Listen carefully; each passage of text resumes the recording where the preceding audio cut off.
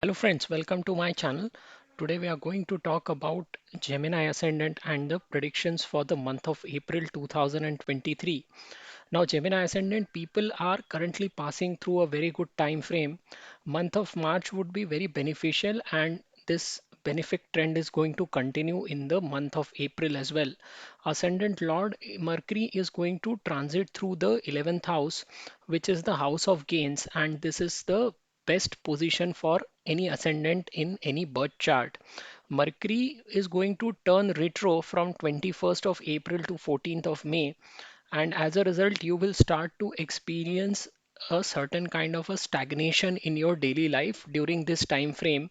So it will be beneficial for you to take important decisions before 21st of April. This month will prove to be a great month for you to buy any immovable asset such as a house, because the ascendant lord is in the 11th. There is an exchange of the 11th and the first house lord. Mars is sitting in Mercury sign and Mercury is sitting in the sign of Mars, and the fourth house is also getting the desired aspect of Jupiter till 21st of April. So you can take advantage of this situation and buy a property before 21st of April, because Jupiter they will then move into the 11th house on 22nd of April, and the ascendant lord will also turn retro. So try to utilize this placement in the month of April. The last few days of April from 27th to 30th of April is a great time to spend at home with your family members. Mars is going to transit through your first house and it is going to stay here till 5th of May. This Mars will provide you with a lot of energy, but Mars will also introduce anger in your thought process and actions. So try to avoid losing your cool during this transit of Mars, because Mars is also the sixth house lord. So sixth house lord transitioning to the first house would mean that people will come to you with a lot of aggression and you will respond in the same manner, and that is why there is a very high probability that you will get into conflict during this time frame. So try to avoid any kind of a fights, maintain your cool during this point of time. Mars also showcases jobs and service for you in your chart. So the best date for people who are in service or jobs is from 1st to 4th of April. As I indicated earlier, the exchange of 1st and the 11th house lords would mean that you will also experience gains through your friends and social network, as well as any gains from property and investment in the stock market. Venus is going to be in your 12th house from 6th of April and it is going to stay here till 1st of May.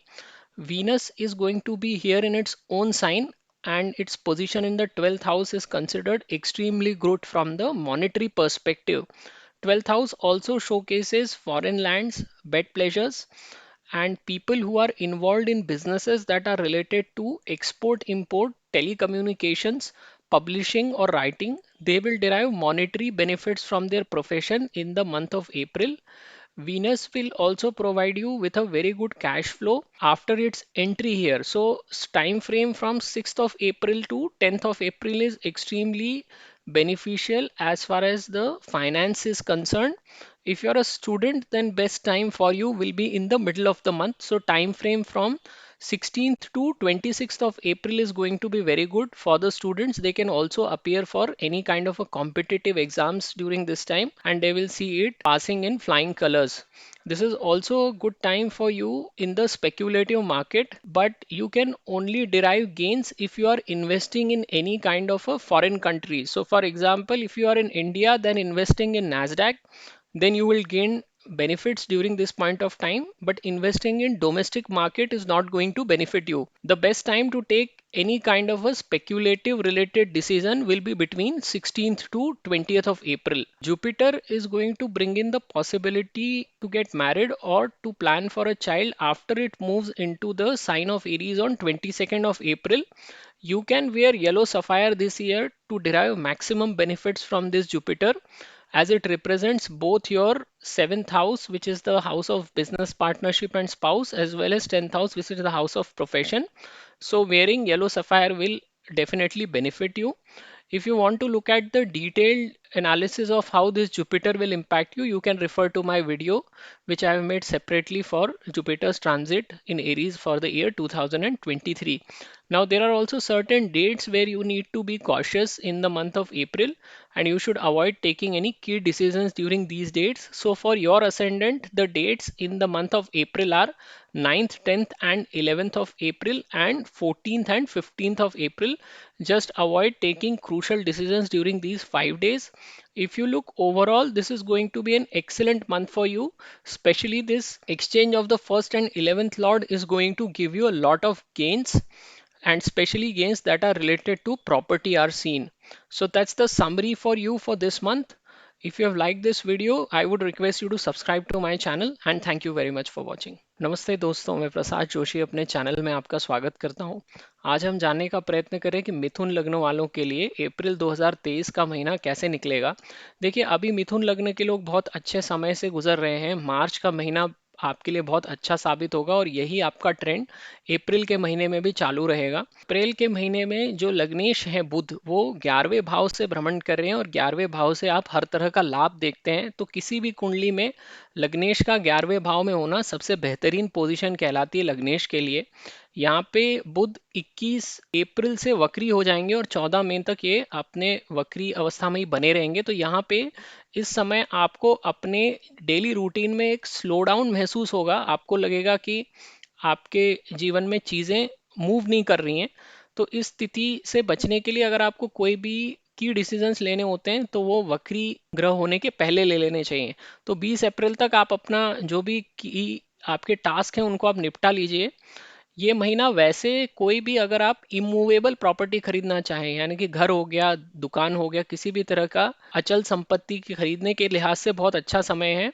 In fact इस समय में अगर आप कुछ भी खरीदते हैं तो वो आपके लिए काफी बेनिफिट लेकर आएगा फाइनेंशियली भी, क्योंकि देखिए गुरु की 7वीं दृष्टि चतुर्थ भाव पर पड़ रही है। लग्नेश का आपका 11th हाउस में बैठे हुए हैं और 11th हाउस एकादशेश के स्वामी भी लग्न स्थान में बैठे हुए हैं। तो 11वें और पहले भाव के स्वामी का आपस में एक्सचेंज भी हो रहा है। तो ये सारी स्थिति बहुत अच्छी है प्रॉपर्टी खरीदने की दृष्टि से। लेकिन ये भी आपको अगर खरीदना है तो 20 अप्रैल के पहले कर लीजिए, क्योंकि 20 अप्रैल के बाद 21 अप्रैल से जैसा मैंने कहा लग्नेश वक्री हो जाएंगे और गुरु भी 22 अप्रैल को 10वें भाव से निकल के 11वें भाव में आ जाएंगे। तो इनकी जो चतुर्थ भाव पर दृष्टि पड़ने का जो आपको लाभ मिल रहा था वो भी बाद में बंद हो जाएगा। तो अगर प्रॉपर्टी भी खरीदनी है तो 21 अप्रैल के पहले खरीद लीजिए, नहीं तो फिर आपके लिए मौका आगे के साल में बनने वाला नहीं है प्रॉपर्टी के खरीदने की दृष्टि से।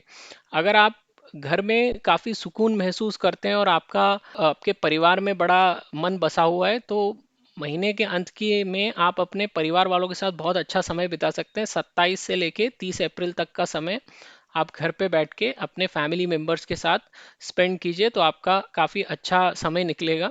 मंगल आपके प्रथम भाव से भ्रमण करेंगे और ये यहाँ पे 5 मई तक बैठे रहेंगे। मंगल जब भी किसी भाव से गुजरता है तो वहाँ पे व्यक्ति के अंदर एक अग्रेशन लेके आता है। तो चूंकि ये लग्न सह स्थान से गुजर रहा है तो व्यक्ति के विचारों में और उसके एक्शंस में एक एनर्जी लेके आएगा, अग्रेशन लेके आएगा। तो यहाँ पे इस तरह का मंगल, क्योंकि वो अपने शत्रु बुध की राशि में बैठा हुआ है, तो व्यक्ति को काफी आक्रामक बना सकता है। और आपको इस समय में झगड़ा करने से बचना है, क्योंकि मंगल 6वें भाव का भी स्वामी बनता है और 6वें भाव से भी आप झगड़ा और अपने शत्रुओं को देखते हैं। तो किसी भी स्थिति में आप कॉन्फ्लिक्ट में मत पड़िए। अगर कोई आपसे झगड़े पर उतारू हो जाता है तो भी आप उसको अवॉइड कीजिए, नहीं तो इस समय में आपका काफी नुकसान होने की फिर संभावना बनती है। 6वें भाव से आप नौकरी पेशा लोगों को भी देखते हैं। तो इस महीने में जो सबसे अच्छे दिन है अगर आप नौकरी में अपनी चमकना चाहते हैं, तो वो महीने की शुरुआत में ही है। 1 अप्रैल से 4 अप्रैल तक का समय नौकरी के लोगों के लिए सबसे अच्छा रहेगा। शुक्र 12वें भाव में चले जाएंगे 6 अप्रैल से, और 6 अप्रैल से 1 मई तक ये यहीं बैठे रहेंगे। तो 12वें भाव में शुक्र का होना बहुत अच्छा कहलाता है और यहाँ पर ये अपने ही राशि में बैठा हुआ है। तो ये हर तरह से बहुत अच्छी स्थिति कहलाती है।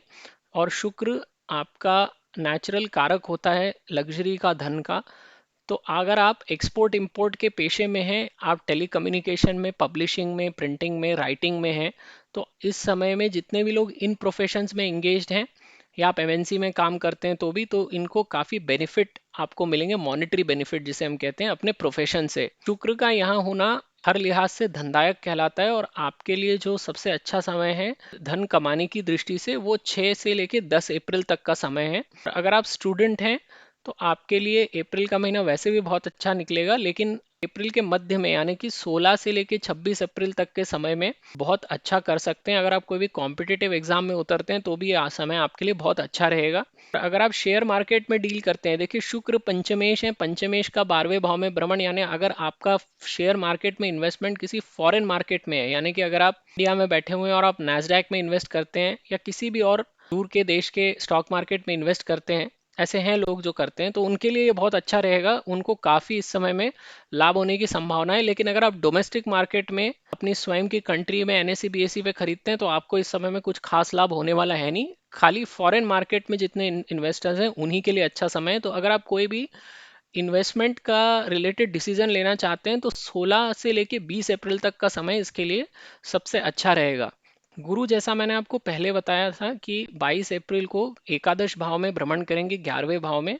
यहाँ से ये अपनी 7वीं दृष्टि से पंचम भाव को देखेंगे और 9वीं दृष्टि से सप्तम भाव को देखेंगे। तो जैसे ही गुरु 22 अप्रैल को यहाँ आते हैं तो जितने भी लोग शादीशुदा नहीं हैं अभी, उनके लिए गोचर में शादी का योग एक्टिव हो जाएगा। जितने भी लोग संतति प्लान कर रहे हैं उनके लिए भी ये अच्छा समय रहेगा, उनके ऊपर गुरु का आशीर्वाद बना रहेगा अगले 1 सालों तक। तो ये आपके लिए गोचर से जाता हुआ गुरु अच्छे बेनिफिट्स देके जाएगा। तो अगर आप पुखराज धारण करते हैं पीला इस समय में 22 अप्रैल के बाद अगले 1 साल तक, तो भी ये आपके लिए काफ़ी अच्छे परिणाम देके जाएगा। अगले 2 महीनों में यानी कि मई और जून में राहु और गुरु का चांडाल योग बनेगा यहीं पर 11वें भाव में। तो गुरु के कारकत्व खराब होंगे, यानी कि सप्तम भाव आपका गुरु से देखा जाता है, दशम भाव भी आपका गुरु मालिक है। तो प्रोफेशन में और बिजनेस में और स्पाउस से डील करते समय आपको बहुत सावधान रहना है, नहीं तो ये राहु इस तरह गलत फहमियां इंट्रोड्यूस करने का कार्य करता है। तो अगर आप पीला पुखराज पहनते हैं तो आपको फायदा मिल सकता है और रत्ती आपकी जो जन्म कुंडली है उसमें जो डिग्री है उसके हिसाब से डिसाइड की जाएगी। अभी हर महीने में कुछ ऐसे दिन होते हैं जब आपको सावधान रहना पड़ता है और इन दिनों में आपको कोई भी महत्वपूर्ण निर्णय लेना टालना चाहिए। तो ये दिन आपके लिए हैं 9, 10 और 11 अप्रैल और 14 और 15 अप्रैल। इन 5 दिनों में आप सावधान रहिए। अगर आप कुल मिला के देखेंगे तो काफ़ी अच्छा समय से आप गुजर रहे हैं। मार्च में भी आपका समय अच्छा निकला था और अप्रैल में भी ये बरकरार रहेगा काफ़ी हद तक, क्योंकि शुक्र अपने स्थान में बैठा हुआ है, शनि भी अपने स्थान में बैठा हुआ है, गुरु भी पूरा महीना आपको बेनिफिट देता रहेगा। और ये जो एक्सचेंज हो रहा है 11वें और पहले भाव का, तो ये दोनों ही एक दूसरे के भाव में बैठ के उस भाव को खराब नहीं करेंगे, बुरे परिणाम नहीं देंगे। तो अगर आप ग्रहों की भी स्थिति देखेंगे तो बहुत बढ़िया समय है आपके लिए। तो ये आपकी समरी है इस महीने की। आपको मेरा वीडियो पसंद आए तो मेरे चैनल को ज़रूर सब्सक्राइब कीजिए। ये वीडियो देखने के लिए आपका बहुत बहुत धन्यवाद।